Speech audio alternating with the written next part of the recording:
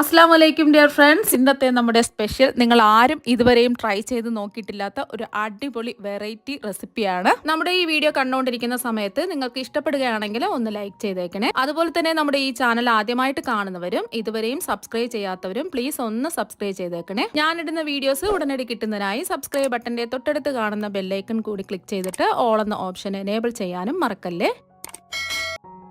ആദ്യം തന്നെ ഇതിനായിട്ട് ഞാനിവിടെ കുറച്ച് ചോറാണ് എടുത്തിട്ടുള്ളത്. തലേദിവസം ബാക്കി വന്ന ചോറും എടുക്കാം, അന്ന് തയ്യാറാക്കുന്ന ചോറും എടുക്കാവുന്നതാണ്.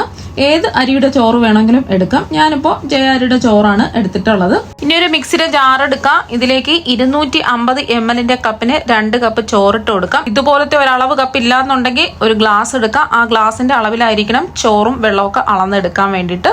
ഇതിലേക്ക് 1 ടീസ്പൂൺ ഉപ്പും 2 ടീസ്പൂൺ വെളിച്ചെണ്ണയും ചേർത്ത് കൊടുക്കാം. ഇനി ഇതിലേക്ക് ആവശ്യത്തിനുള്ള വെള്ളം ഒഴിച്ചു കൊടുക്കാം. ഞാനിപ്പോൾ 1 കപ്പ് വെള്ളമാണ് ഒഴിച്ചു കൊടുക്കുന്നത്. നിങ്ങൾ 1 കപ്പ് ചോറാണ് എടുക്കുന്നതെങ്കിൽ 1/2 കപ്പ് വെള്ളം ഒഴിച്ചു കൊടുത്താൽ മതിയാവും. അതുപോലെ തന്നെ 1 ടീസ്പൂൺ വെളിച്ചെണ്ണയും 1/2 ടീസ്പൂൺ ഉപ്പും ചേർത്ത് കൊടുക്കാം. സാധാരണ പച്ചവെള്ളമാണ് എടുത്തിട്ടുള്ളത്. ഇനി നന്നായിട്ട് ഇതൊന്ന് അരച്ചെടുക്കാം. ഇനി അരച്ചെടുത്ത ചോറ് ഒരു ബൗളിലേക്ക് ഒഴിക്കാം. ഒട്ടും തരിയൊന്നുമില്ലാതെ നല്ല പേസ്റ്റ് പോലെ അരച്ചെടുക്കാം. ഇനി ഇതിലേക്ക് നമുക്ക് അരിപ്പൊടി ചേർത്ത് കൊടുക്കാം. ഒട്ടും തരിയൊന്നുമില്ലാത്ത ഇടിയപ്പത്തിനുള്ള അരിപ്പൊടിയാണ് ചേർത്ത് കൊടുക്കാനുള്ളത്. ഞാനിപ്പോ ഇത്രയും അളവിന് ഒരു 3 കപ്പ് പൊടിയുടെ ആവശ്യമുണ്ട്. ആദ്യം ഒരു 2 കപ്പ് പൊടി ഇട്ട് കൊടുക്കാം. ഒട്ടും തരിയൊന്നുമില്ലാത്ത വറുത്ത ഏത് പച്ചരി പൊടി വേണമെങ്കിലും എടുക്കാവുന്നതാണ്. ഇനി എല്ലാം ഒന്ന് മിക്സ് ചെയ്തെടുക്കാം. ആദ്യം ഒന്ന് കുഴച്ചെടുത്തതിന് ശേഷം വീണ്ടും 1 കപ്പ് അരിപ്പൊടി എടുക്കാം. ഇതിലേക്ക് 1/4 കപ്പ് അരിപ്പൊടി ഇട്ട് ഒന്ന് കുഴച്ചെടുക്കാം.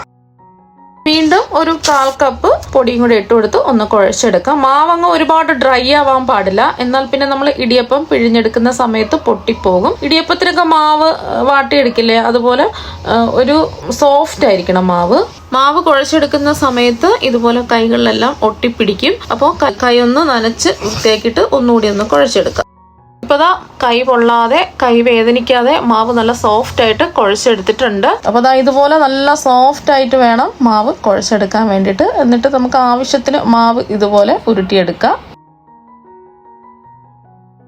ഇനി ഇടിയപ്പം പിഴിഞ്ഞെടുക്കുന്നതിന് വേണ്ടിയിട്ട് സേവനാഴി എടുത്തിട്ടുണ്ട്. ഇതിലേക്ക് കുറച്ച് എണ്ണ ഒന്ന് ബ്രഷ് ചെയ്ത് കൊടുക്കാം. ഇതുപോലെ ചെറിയ ഹോളുള്ള ചില്ലാണ് എടുത്തിട്ടുള്ളത്. ഇനി ഇതിലേക്ക് നമ്മൾ എടുത്തു വെച്ച മാവ് ഇട്ട് കൊടുക്കാം. സേവനാഴിയുടെ 1/4 ഭാഗത്തോളം മാവ് ഇട്ട് കൊടുത്തതിന് ശേഷം ഒന്ന് അടച്ചു കൊടുക്കാം. ഇനി ഒരു ഇടിയപ്പം തട്ടെടുക്കുക. എല്ലാ കുഴികളിലും എണ്ണ ഒന്ന് ബ്രഷ് ചെയ്ത് കൊടുത്തതിന് ശേഷം കുറച്ച് തേങ്ങ വേണമെന്നുണ്ടെങ്കിൽ ഇട്ട് കൊടുത്താൽ മതി. തേങ്ങ ഇല്ലെങ്കിലും കുഴപ്പമില്ല. ഞാനിപ്പോൾ കുറച്ച് തേങ്ങ വീതം ഇട്ട് കൊടുക്കുകയാണ് ഓരോ കുഴികളിലും. തേങ്ങ ഇട്ട് കൊടുത്തതിന് ശേഷം മാവ് പിഴിഞ്ഞൊഴിക്കാം. എന്ത് ഈസി ആയിട്ടാണ് മാവ് പിഴിഞ്ഞൊഴിക്കാൻ പറ്റുന്നത്. അപ്പോൾ ഇനി തിളച്ച വെള്ളത്തിൽ മാവ് വാട്ടിക്കുഴച്ചെടുക്കേണ്ട ആവശ്യമൊന്നുമില്ല. ഇതുപോലെ ബാക്കി വന്ന ചോറൊക്കെ ഉണ്ടെന്നുണ്ടെങ്കിൽ ഈസി ആയിട്ട് മാവ് പൊട്ടി പോകാതെ നല്ല പെർഫെക്റ്റ് ആയിട്ട് ഇടിയപ്പം റെഡിയാക്കി എടുക്കാൻ പറ്റും. നല്ല സ്മൂത്ത് ആയിട്ട് വീഴുന്നത് കണ്ടില്ലേ.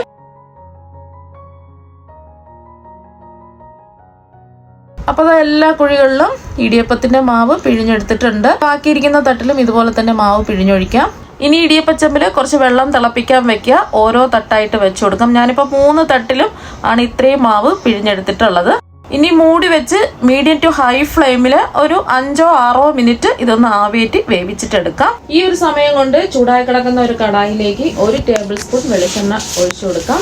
എണ്ണ ഒന്ന് ചൂടായതിനു ശേഷം ഫ്ലേവറിന് വേണ്ടിയിട്ട് ഒരു തല്ലിയ ഏലക്ക ഇട്ട് കൊടുക്കാം.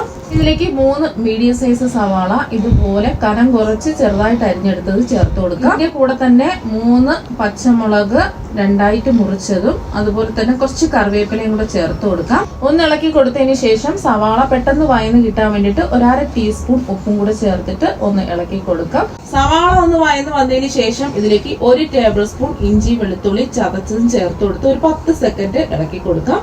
ഒരു 10 സെക്കൻഡ് ഇളക്കി കൊടുത്ത് പച്ചമണം മാറിയതിന് ശേഷം ഇതിലേക്ക് ഒരു 1/2 ടീസ്പൂൺ വലിയ ജീരകം പൊടിച്ചതും കൂടെ ചേർത്ത് ഒന്ന് ഇളക്കി കൊടുക്കാം.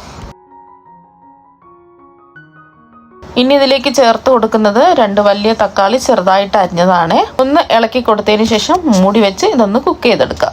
ഒരു 1.5 മിനിറ്റ് കഴിഞ്ഞതിന് ശേഷം തുറന്ന് നോക്കുന്ന സമയത്ത് തക്കാളിയെല്ലാം നല്ലോണം വാടി വന്നിട്ടുണ്ട്. തക്കാളി വയന്ന് വന്നതിന് ശേഷം ഇതിലേക്ക് 1 ടീസ്പൂൺ മുളക് പൊടി, ഞാനിപ്പോൾ കാശ്മീരി മുളക് പൊടിയാണ് എടുത്തിട്ടുള്ളത്, 2 ടീസ്പൂൺ മല്ലിപ്പൊടി, ഒരു 1/4 ടീസ്പൂൺ മഞ്ഞൾപ്പൊടിയും അതുപോലെ തന്നെ ഒരു 1/4 ടീസ്പൂൺ ഗരം മസാല പൊടിയും കൂടെ ചേർത്ത് കൊടുത്ത് ഒന്ന് ഇളക്കി കൊടുക്കാം.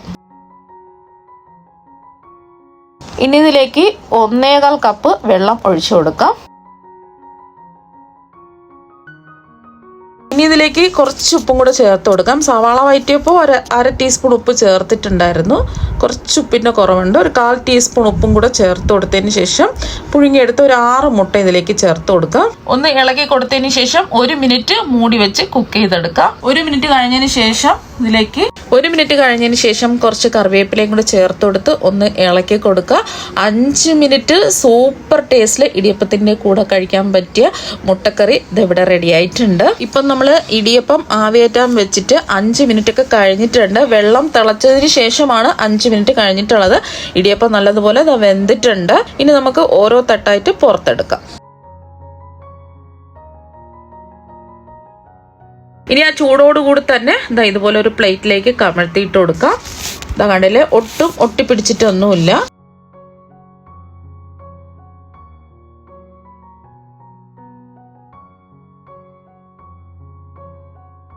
നല്ല പഞ്ഞി പോലെ സോഫ്റ്റ് ആയിട്ടുള്ള ഇടിയപ്പം ഇവിടെ റെഡി ആയിട്ടുണ്ട്. നല്ല അടിപൊളി ടേസ്റ്റാണ് കഴിക്കാൻ വേണ്ടിയിട്ട്. ഇതിന്റെ കൂടെ കഴിക്കാൻ പറ്റിയ സൂപ്പർ ടേസ്റ്റുള്ള മുട്ടക്കറിയും ഇവിടെ റെഡി ആയിട്ടുണ്ട്. ഇപ്പൊ കണ്ടില്ലേ, ഇടിയപ്പം നല്ല ലെയറുകൾ പോലെ കിട്ടിയിട്ടുണ്ട്. ഒട്ടിപ്പിടിക്കാതെ നല്ല പെർഫെക്റ്റ് ആയിട്ട് കിട്ടിയിട്ടുണ്ട്. നല്ല പഞ്ഞി പോലെ സോഫ്റ്റ് ആയിട്ടാണ് ഇരിക്കുന്നത്. അപ്പൊ ഇനി വെള്ളം തിളപ്പിച്ച് മാവ് വാട്ടിക്കുഴക്കേണ്ട ആവശ്യമില്ല, കൈ പൊള്ളേണ്ട ആവശ്യമില്ല. മാവ് കുഴച്ച് ബുദ്ധിമുട്ടാതെ നല്ല ഈസി ആയിട്ട് ബാക്കി വരുന്ന ചോറ് വെച്ചിട്ട് ഇടിയപ്പം റെഡിയാക്കി എടുക്കാൻ പറ്റും. വെറും 5 മിനിറ്റിൽ റെഡിയാക്കി എടുക്കാൻ പറ്റുന്ന ഇടിയപ്പവും മുട്ടക്കറിയും ഇതുപോലെ ഒരു പ്രാവശ്യം ഒന്ന് തയ്യാറാക്കി നോക്കുക. തീർച്ചയായും നിങ്ങൾക്ക് എല്ലാവർക്കും ഒരുപാട് ഇഷ്ടമാകും. അപ്പം നമുക്ക് മറ്റൊരു വെറൈറ്റി വീഡിയോ ആയിട്ട് വീണ്ടും കാണാം. താങ്ക്